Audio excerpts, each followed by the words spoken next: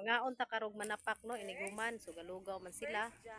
So, salamat sa Ginoo igsoon no nga kauban nato ni si Brother Joshua. Joshua mo ngalan? Oh, Brother Joshua og si Pastor Lito Sayon, si Aldrek igsoon nato no, Brother Aldrek Villarojo og si James Bandibas. Lagi mo na no, Chabis.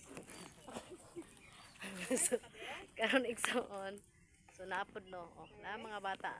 So ani mga igsoon nindot kay ni maglakaw ta sa buluhaton sa Dios igsoon no. Magsugod ta sa inani nga mga kuan igsoon. Pamaagi no pagtudlo ug pagpaila sa mga bata no may tungod kinsa si Jesus no sa ato ang kinabuhi. So igsoon salamat sa pagsubaybay sa ato ang mga buluhaton no ug salamat sa pagsuporta sa mga pag-ampo. So kanunay may maya ang ngalan sa Ginoo igsoon. So dalaygon sa kanunay ang iyang pangalan.